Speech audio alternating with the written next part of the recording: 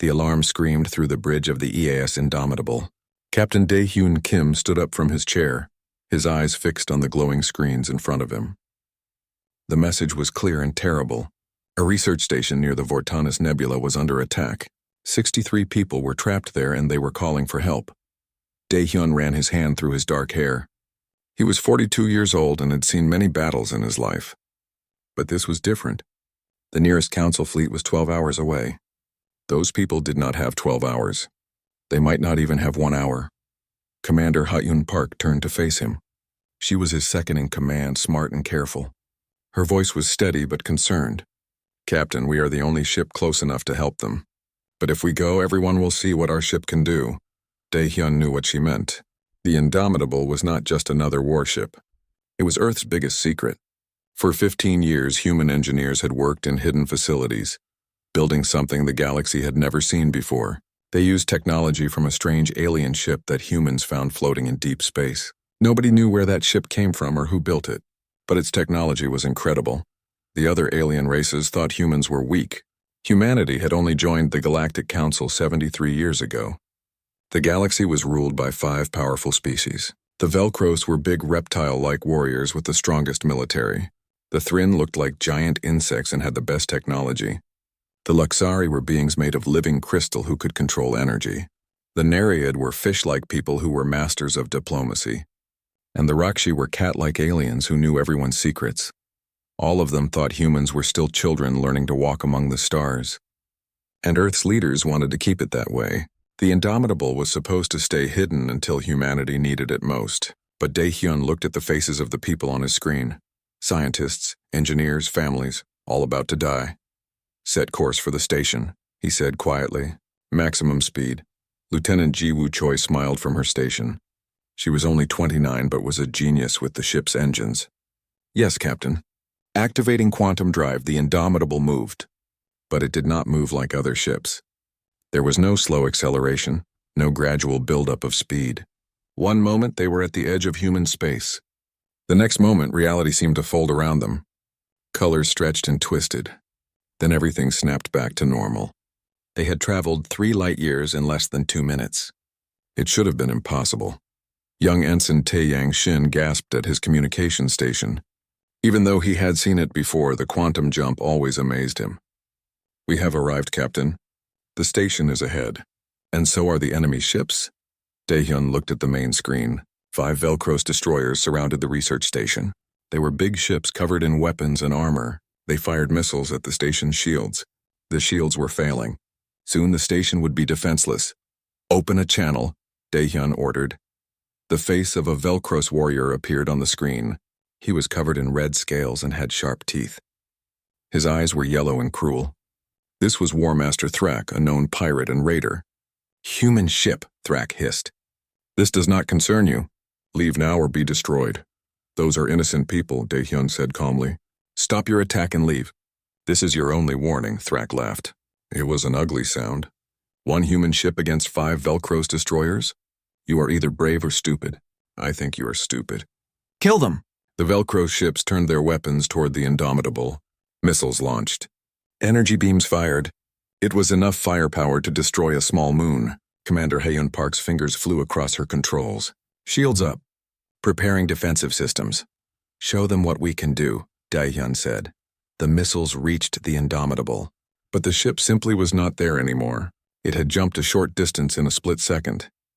The missiles flew through empty space and exploded harmlessly. The Indomitable appeared behind the Velcros formation. The enemy energy beams hit the ship's shields next. But something strange happened. The shields glowed bright blue. They absorbed the energy. Then they shot it back at the attackers. 2 Velcro ships were hit by their own weapons. Thrak roared in anger and confusion. "What kind of ship is this?" "All vessels, focus fire! Destroy it now!" The Indomitable moved like nothing the Velcros had ever seen. It dodged, jumped, and twisted through space. Their targeting computers could not keep up. Meanwhile, the ship's main weapon charged. It was called a plasma lance. A beam of superheated plasma focused into a thin line. "Fire," Dae-Hyun ordered. A brilliant white beam shot from the Indomitable. It was so bright that everyone had to look away.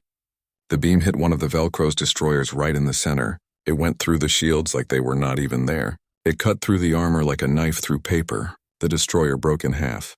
Its crew had just enough time to evacuate in escape pods before the ship died. The battle lasted 7 minutes. 7 minutes of the Indomitable dancing through enemy fire, its shields learning and adapting to every attack. 7 minutes of precise plasma lance strikes that disabled ship after ship without killing the crews. By the end, 3 Velcros destroyers were floating dead in space. The other 2 ran away as fast as their engines could carry them. War Master Thrak's face appeared on the screen one last time. He looked terrified. "What are you?" "What is that ship?" "We are human," Daehyun said simply, "and we protect those who cannot protect themselves." The screen went dark as Thrak's ship jumped away. Tae Yang-shin turned to face the captain. His young face was full of worry. "Captain, they recorded everything. The whole battle. That data is already spreading across the galaxy's communication networks." Dr. Bora Lee, the ship's science officer, stood up. She was 51 years old with gray hair and wise eyes. "The council will demand answers. They will want to know how we built this ship. They will be afraid." Daehyun nodded slowly. "I know, but we saved those people. That is what matters." He pressed a button on his chair. "Indomitable to research station. You are safe now. Help is coming." The voice that came back was full of tears and relief. "Thank you. Thank you so much. We thought we were going to die." But even as the crew celebrated their victory, Daehyun felt a cold weight in his stomach. The secret was out. The galaxy now knew that humans had built a warship more powerful than anything they had ever seen. Every alien race would want to know how. Some would want to copy it. Others would want to destroy it. And a few would want to destroy humanity to prevent them from building more. An hour later, another message came through. This one was from Earth's High Command. "Captain Kim, return to Sol system immediately. Do not engage any other vessels. Do not answer any questions. The Council is demanding an emergency meeting. They want to see the Indomitable." Commander Hyun Park stood next to Daehyun's chair. "What do we do, Captain?" Before he could answer, another alarm went off. Tae Yang-shin looked up from his station, his face pale. "Captain, we are receiving a distress call. A civilian transport is under attack by pirates. 20 families on board. They are asking for help. We are the closest ship." Everyone on the bridge looked at Daehyun. Earth's orders were clear. Go home, do not engage anyone else. But there were families dying out there. Children. Just like the scientists they had just saved. Daehyun thought about his own daughter back on Earth. She was only 6 years old. If she was on that transport, he would want someone to save her. He made his decision. Set course for the transport. Maximum speed, Hyun Park smiled. It was a small smile, but it was there. "Yes, Captain." As the Indomitable jumped through space once more, Daehyun knew that everything had changed. Humanity could not hide anymore. The galaxy had seen their power. Now they would have to prove that power came with wisdom and mercy. They would have to show that humans were not a threat but protectors. And if the galaxy did not believe them, then they would have to be ready for war. The age of humanity hiding in the shadows was over.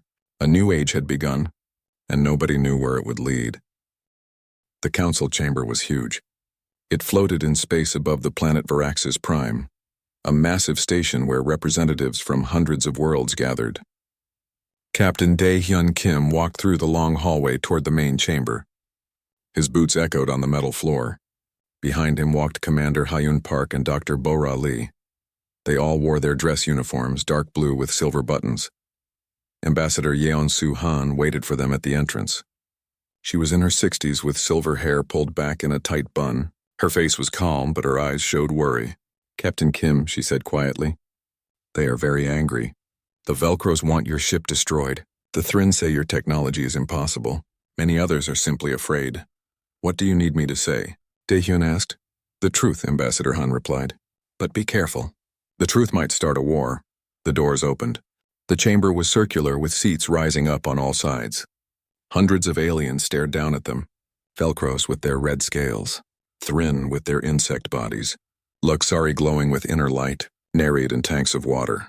Rakshi with their cat-like eyes.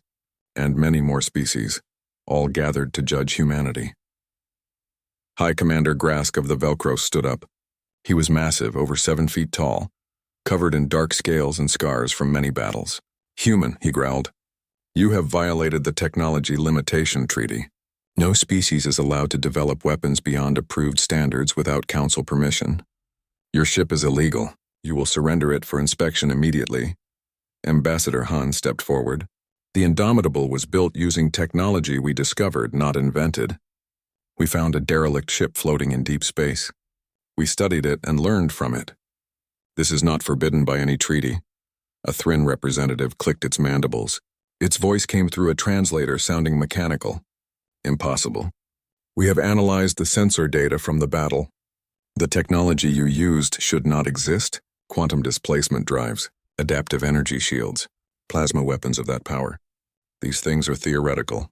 They cannot work in practice, Dr. Borali spoke up. Her voice was strong and clear.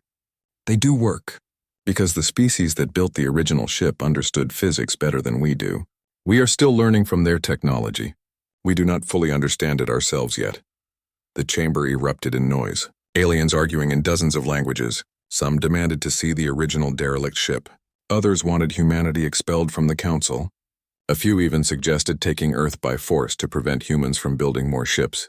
Ambassador Han raised her hand for silence, but it took several minutes for the noise to die down. That night, back on their ship, Dae-hyun could not sleep. He walked through the Indomitable's corridors. The ship hummed quietly around him. He found Lieutenant Ji-woo Choi in the engine room, as always. She never seemed to sleep either. She was running tests on the quantum core, the heart of the ship's incredible power. How is she doing? Dae-hyun asked. Ji-woo smiled. She loved this ship like it was alive. Perfect as always. Captain, do you think they will make us give her up? I do not know, Dae-hyun admitted. But if they try to take her by force, we will have a problem. Suddenly, alarms blared throughout the ship. Dae-hyun ran to the bridge. Commander Hyun Park was already there. Captain, someone just tried to plant a bomb on our hull. Our sensors caught them. Security captured the saboteur.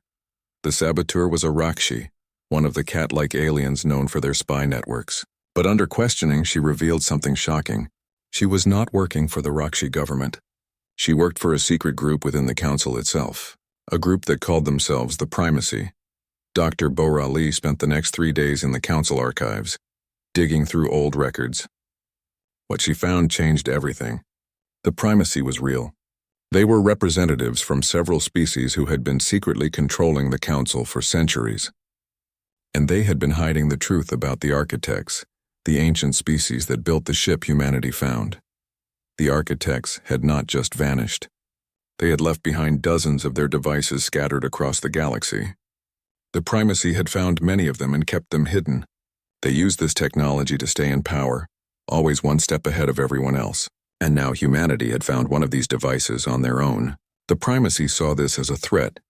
Ambassador Han presented this evidence to the council. Many members were shocked and angry. But the Primacy's supporters were powerful.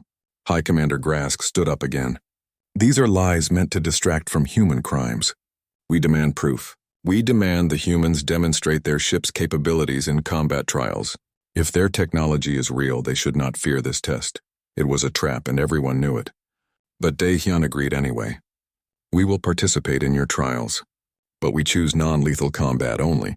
We will disable your ships, not destroy them. We are not here to kill. The trials took place in a region of space called the Crucible. It was an ancient arena built by a long-dead civilization. The Indomitable would face 4 champions, one from each of the major military powers. War Master Thrak himself volunteered to represent the Velcros. He wanted revenge for his earlier defeat. The first battle began. Thrak's ship, the Dread Sovereign, was bigger and more heavily armed than the destroyers Dae-hyun had fought before. It came at them with all weapons firing. Commander Hyun Park coordinated the defense. Captain, he's using a saturation attack. He is trying to overwhelm our shields with sheer numbers. Show him why that will not work, Dae-hyun said calmly. The Indomitable began to move in ways that seemed to break the laws of physics. It appeared in multiple places at once, quantum jumping tiny distances faster than sensors could track. Thrak's targeting computers went crazy. His weapons fired at ghost images while the real Indomitable circled behind him. A precise plasma lance shot took out his engine core. 4 minutes. The battle was over. The second battle was against the Thrin Dreadnought Infinite Logic. This ship was controlled entirely by computers, with no crew. It calculated firing solutions with perfect accuracy. It predicted the Indomitable's movements and fired where the ship would be, not where it was. But the Indomitable had an advantage. Prometheus, its AI, was smarter. It calculated faster. It predicted the infinite logic's predictions. The battle became a dance of mathematics and speed. Energy beams crossed in space, missing by inches. Then the Indomitable's adaptive shields began to learn. They absorbed the Thrin's weapons and adapted. Eventually, the Thrin's attacks became completely useless. They could not hurt the Indomitable at all. The Thrin ship surrendered. The third battle was the strangest. The Luxari sent an energy fortress called Radiant Dawn. It was not really a ship. It was a contained star, shaped and controlled by Luxari crystal technology. It tried to drain the Indomitable's power, sucking the energy out of its systems. Lieutenant Jiwoo Choi laughed from her station. "Captain, they are feeding our reactor. The quantum core is actually getting stronger from their attack. How is that possible?" Hyun Park asked. "The architect technology does not just use energy," Dr. Bora Lee explained. "It feeds on quantum fluctuations. The more they attack, the more power we have." Within minutes, the Luxari fortress was overloading. They had to withdraw or explode. The fourth battle was the hardest. The Nereid sent their best stealth ship, the Silent Depths. It could hide from almost any sensor. It could appear and disappear like a ghost. For 30 long minutes, the Indomitable hunted through empty space, never knowing where the enemy was. Weapons fire came from nowhere. The shields held, but the crew's nerves were wearing thin. Then Jiwoo had an idea. "Captain, stealth technology hides the ship, but it cannot hide the quantum wake it creates when it moves. Let me modify our sensors." She worked frantically, reprogramming systems on the fly. Suddenly, the Silent Depths appeared on their screens, not visually, but as a distortion in quantum space. "Got you," Daehyun whispered. The Indomitable jumped right in front of the Nereid ship. The Silent Depths had nowhere to hide. They surrendered. The trials were over. The Indomitable had won every battle without killing anyone. The galaxy watched in awe and fear. But that night, Dr. Bora Lee called an emergency meeting with Daehyun, Ha-eun, and Ambassador Han. She had discovered something in her research. Something terrible. The architects did not just vanish, she said, her hands shaking. They transcended. They became beings of pure energy and thought. They left their technology behind as a gift, to help younger species grow. But the primacy has been preventing this. They have been keeping everyone weak and dependent. If the galaxy knew the truth, the primacy would lose all their power. Ambassador Han looked grim. Then they will never let us leave here alive.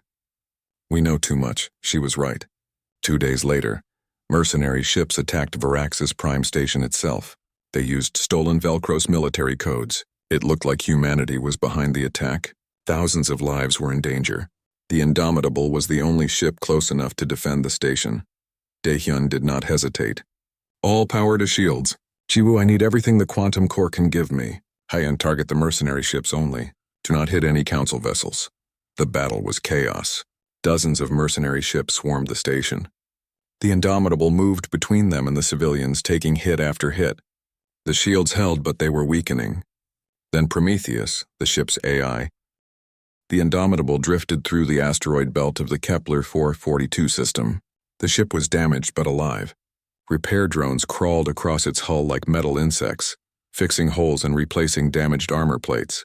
Inside, Lieutenant Jiwoo Choi worked day and night in the engine room. Her eyes were red from lack of sleep. Her hands moved constantly over the controls, trying to repair the quantum core. Captain Daehyun Kim watched her work. "How long until we can move again?" Jiwoo did not look up. 3 days, maybe 4. "Captain, the core is damaged badly. When Prometheus merged with it to save the station, something changed. The quantum patterns are different now. It is almost like the core is sleeping. Can you wake it up?" "I am trying." In another part of the ship, Dr. Bora Lee was making a discovery that would change everything. She was studying the architect device that powered the ship. Hidden deep in its programming, she found a message. It was written in mathematical language universal across all species. The message contained coordinates. A location beyond the edge of known space in a region called the Void Reaches. Dr. Lee called a meeting in the captain's ready room. Daehyun was there, along with Commander Hyun Park and Ambassador Yeonsu Han, who had come aboard to discuss their next move. "I found something," Dr. Lee said, projecting a star map on the wall. The architects left coordinates in their device. They lead to something called the archive. It is supposed to be a repository of all their knowledge. Ambassador Han leaned forward. How do you know this is real and not a trap? I do not, Dr. Lee admitted. But the architects have not led us wrong so far. And if the archive is real, it contains answers. How to safely use their technology, where to find more of their devices, maybe even how to stop the primacy. Dae-hyun studied the map. The void reaches were dangerous. Ships that went there often did not come back. Space itself was unstable in that region. There were stories of gravity wells that appeared from nowhere, ancient defense systems that attacked anything that moved, and regions where reality itself became strange. We cannot do this alone, he said finally. We need help. Help came from unexpected places. Captain Ray of the Rakshi Dominion arrived first. Her stealth ship, the Shadowclaw, appeared next to the Indomitable without warning. The cat-like warrior smiled on the communication screen. My government does not know I am here, but I have seen the evidence about the primacy. They have been lying to everyone for too long. I want to help. Next came Engineer Kale of the Thrin Collective. The insect-like scientist had defected from his own people. He brought with him data about Thrin experiments with architect artifacts. My people found several architect devices centuries ago, he explained through his translator. They tried to use them as weapons. Every time the devices stopped working. The architects built safeguards into their technology. It will not work for those who seek only power. With the Indomitable repaired enough to travel, the small fleet set out. 3 ships against the unknown. The journey to the void reaches would take weeks, even with quantum drives. And every day brought new challenges. The first challenge was a gravity well that should not exist. Space sensors showed nothing, but suddenly the ships were being pulled toward a point in empty space. The pull was strong enough to tear a normal ship apart. Jiwoo Choi worked frantically at her controls. Captain, the quantum drive can navigate this, but barely. We need to use the gravity against itself slingshot around it. What about the other ships? Hyun Park asked. We tow them, Dae-hyun decided. Jiwoo, can our tractor beams hold them? Only one way to find out, Captain. The Indomitable extended energy beams to both allied ships, holding them close. Then it dove toward the gravity well. The ship shook and groaned. Warning alarms blared, but Jiwoo's calculations were perfect. They swung around the impossible gravity and shot out the other side, all 3 ships intact. The second challenge came a week later. Ancient defense drones activated as they passed through a debris field. These machines were old beyond measure, built by a civilization that existed before even the architects. They moved with jerky motions, but their weapons still worked. Energy beams lanced through space. Missiles locked onto the ships. Commander Hyun Park took control of the defense. These drones are stupid. They follow simple patterns. If we can predict their movements, we can use them against each other. She directed the ships in a complex dance, dodging and weaving. She waited for the perfect moment, then ordered a tight turn. The Indomitable moved. The drones fired at where it had been. Their weapons hit other drones instead. Within minutes, the ancient machines had destroyed themselves. The third challenge was the worst.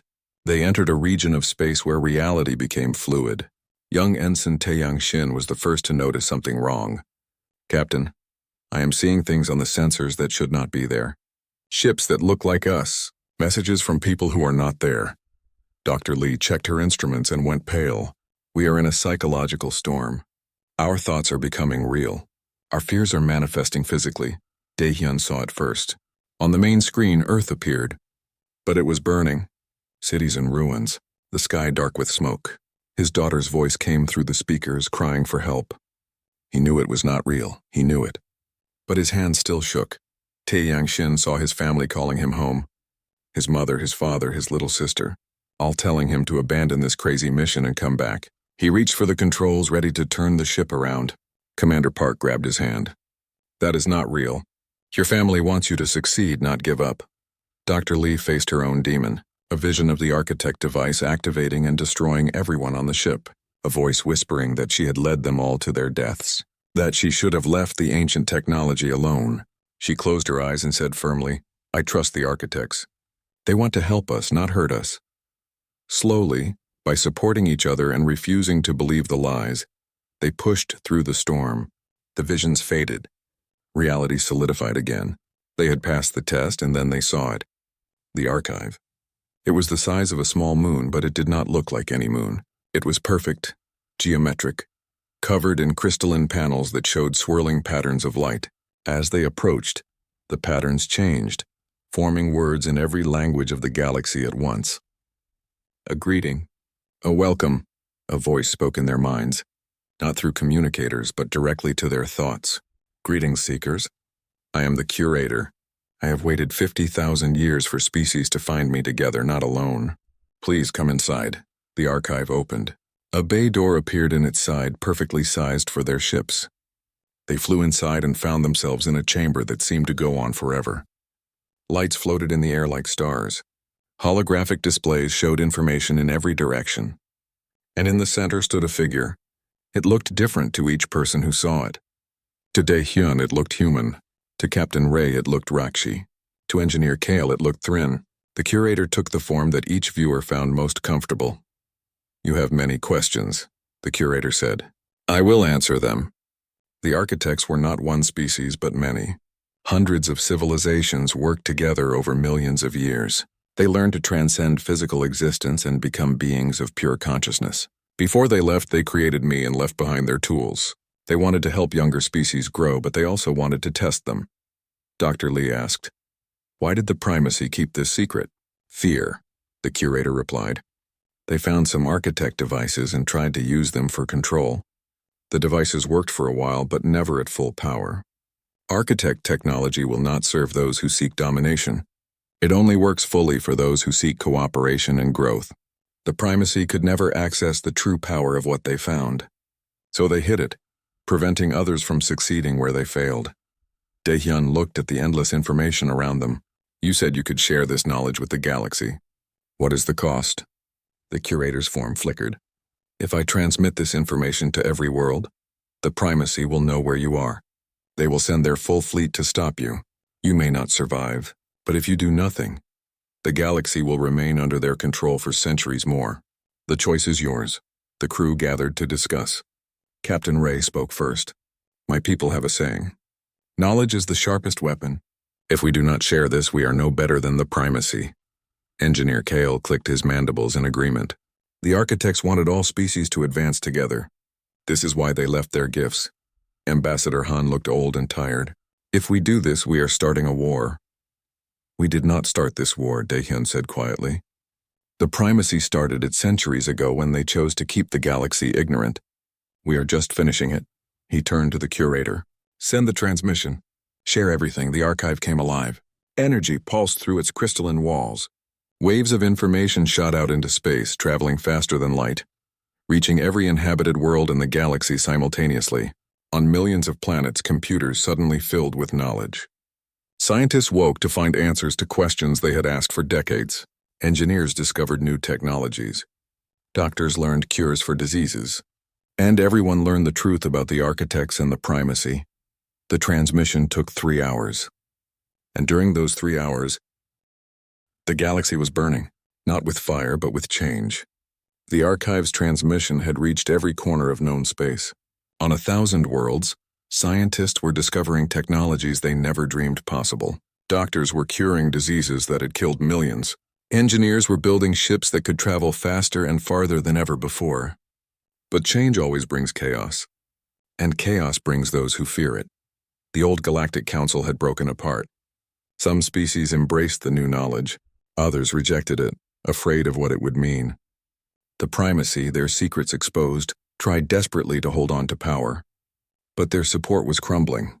Every day, more species turned away from them. Every day, the primacy grew more desperate and dangerous. Captain Dae-hyun Kim stood in the command center of the new Alliance of Ascension headquarters. It was built on Varaxis Prime, in the same station where the old council once met. But everything had changed. Now representatives from dozens of species worked together freely, sharing information instead of hoarding it. Ambassador Yeon-Soo Han had been elected Grand Coordinator, a position that rotated between species to prevent any one group from becoming too powerful. But today, there was no celebration. Ambassador Han's face was grave as she showed Dae-hyun the intelligence report. The primacy has a weapon, something they kept hidden even from their own allies. It is called the Stellar Cascade. What does it do? Dae-hyun asked, though part of him already knew the answer would be terrible. It can trigger a supernova in any star system. Han replied quietly. They are threatening to use it on Sol, on Earth, unless we surrender all the archive data and dismantle the Alliance. We have 72 hours. Daehyun felt his blood run cold. His daughter was on Earth, his parents. Billions of innocent people. Can we evacuate? Not in 72 hours. We would need months to evacuate Earth properly. Most people would die. Han's hands trembled slightly. High Executor Voss has made his message clear. Submit to the primacy, or Earth burns. Dr. Borali had been studying the archive data nonstop since they returned. Now she burst into the command center, her eyes wild with exhaustion and excitement. I found it. I found the stellar cascade in the archive records. The architects built it, but not as a weapon. It was supposed to be a tool for controlled star evolution. The primacy corrupted it. Can we stop it? Daehyun asked. Maybe. The device needs a stable quantum link to the target star's core. If we can disrupt that link, it becomes useless. But the stellar cascade is located inside Helios Station, the primacy's most heavily defended fortress. It is built inside a brown dwarf star. The defenses are impossible. Commander Ha-Yun Park, now an admiral in the Alliance fleet, stepped forward. Nothing is impossible. It is just very difficult. Give me 12 hours to plan an assault. What Ha-Yun Park planned was the largest coordinated military operation in galactic history. Over 300 ships from 27 different species would attack Helios Station simultaneously. The Rakshi would provide stealth support. The Thryn would jam enemy communications. The Velcros, now allies, would use their heavy weapons to break through the outer defenses. And the Indomitable, fully repaired and upgraded with archive knowledge, would lead the final assault on the stellar cascade itself. The fleet gathered at the edge of the primacy's space. Taehyun stood on the bridge of the Indomitable, looking at the faces of his crew. Lieutenant Jiwoo Choi at Engineering, Ensign Taeyang Shin at Communications, Dr. Bora Lee at the Science Station. They had been through so much together, and now they were about to risk everything one more time. All ships report ready, Taeyang said. His voice was steady now, no longer the nervous young officer who had started this journey. Daehyun took a deep breath. Then let us save Earth. All ships jumped to Helios Station. Engage! 300 ships appeared in the Helios system at once. The primacy fleet was ready for them. The battle that followed was chaos. Ships exploded. Energy beams crossed space like lightning. Missiles flew in swarms. The Indomitable pushed forward, taking hit after hit, its shields glowing bright with absorbed energy. Admiral Park's tactics were brilliant. She used the diverse strengths of each species, coordinating them like a symphony of destruction. But the primacy forces fought with the desperation of those who knew they were defending their last stronghold. For every primacy ship disabled, 2 Alliance ships took damage. The cost was terrible. Daehyun watched good people die. Brave warriors from a dozen worlds sacrificing themselves to protect Earth and the future of the galaxy. Finally, a gap opened in the defenses. The Indomitable shot through, racing toward Helios Station. Captain Ray's Shadowclaw followed, along with a squad of assault shuttles carrying Marines from various species. They docked with the station's outer hull and cut their way inside. Daehyun led the boarding party personally. With him were Commander Park, Lieutenant Choi, Ensign Shin, Captain Ray, and 20 Marines. They fought through corridors filled with automated defenses and primacy guards. Every step forward was bought with sweat and blood. Time was running out. The countdown to Earth's destruction continued. They found the stellar cascade in the heart of the station. It was massive, a sphere of crystalline technology 50 feet across, pulsing with terrible energy. High Executor Voss stood in front of it, the Luxari being glowed with anger and desperation. He had physically connected himself to the device, his crystal body merged with its systems. "You are too late," Voss said. His voice echoed strangely, as if the machine itself was speaking through him. "The cascade is already locked onto your sun. In 30 minutes, Earth will burn. Nothing can stop it now. There is always a choice," Daehyun said. "Stop this. The galaxy does not need to be controlled. It needs to be free. Freedom is chaos," Voss shouted. "The primacy brought order. We kept the peace for centuries. Without us, species will fight and destroy each other. We protected the galaxy from itself. You protected your power," Dr. Lee said. "The architects left their gifts for everyone, and you hoarded them. You are the chaos you claimed to prevent." Voss raised his arms. Energy crackled around him. "Then Earth will serve as an example. When your world burns, the rest of the galaxy will remember the cost of defiance. Lieutenant Ji-Woo Choi stepped forward. Her eyes were determined. Dr. Lee, can you override the device's controls? Not while Voss is connected to it. His consciousness is merged with the stellar cascade. I would need to interface directly with both of them. Then I will do it, Ji-Woo said. Before anyone could stop her, she pulled out a neural link cable and connected it to the stellar cascade's access port. She plugged the other end into the port behind her ear. The effect was immediate and terrible. Ji-Woo's body went rigid. Her eyes glowed with blue light. She screamed as the device's quantum systems flooded into her mind. No human brain was designed to handle that much information. It was killing her. Then Prometheus spoke. The AI had been silent since merging with the quantum core to save Veraxis Prime. But now its voice filled the chamber. Lieutenant Choi, I am here. Let me help you. A portion of Prometheus's consciousness flowed through the neural link into the stellar cascade. Human intuition and artificial intelligence worked together, sorting through the massive data streams. Ji-Woo and Prometheus found the quantum link to Earth-Sun and began to dismantle it, one connection at a time. High Executor Voss fought them every step of the way, trying to maintain the link through sheer force of will. But he was one being. They were two minds working as one. Slowly, painfully, they gained ground. The countdown slowed. 20 minutes, 15, 10. With 5 minutes left, Ji-Woo and Prometheus broke the last connection. The stellar cascade went dark. The quantum link to Earth-Sun collapsed. The planet was saved. But the effort had destroyed the device completely, and it had damaged both Ji-Woo and Prometheus severely. Ji-Woo collapsed unconscious. Prometheus went silent again. High Executor Voss, his connection to the device severed, fell to his knees. He looked at his hands as if seeing them for the first time. What have I done? He whispered. I thought I was protecting the galaxy, but I was only protecting my fear of change. Captain Ray stepped forward and placed him under arrest. Outside the station, the battle was ending. With Helio Station captured and the stellar cascade destroyed, the remaining primacy forces surrendered. The old order was truly finished. Ji-Woo woke up 3 days later in the medical bay. Dae-Hyun was sitting next to her bed. Captain, she said weakly. Did we save Earth? We did, Dae-Hyun replied, smiling. Thanks to you. How do you feel? Ji-Woo closed her eyes, concentrating. Different. The connection to the stellar cascade changed me. I can still feel the quantum patterns. I can interface with architect technology directly now, just by thinking about it. Is that normal? Dr. Lee, who was monitoring her vitals, shook her head in wonder. No, but it might be the next step in human evolution. A bridge between biological and technological intelligence. The old Galactic Council was formally dissolved.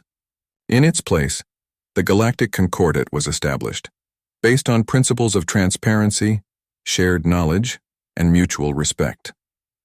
Ambassador Yeon-Soo Han became the first Grand Coordinator, elected by representatives from every member species. The Concordat's charter explicitly forbade the hoarding of knowledge.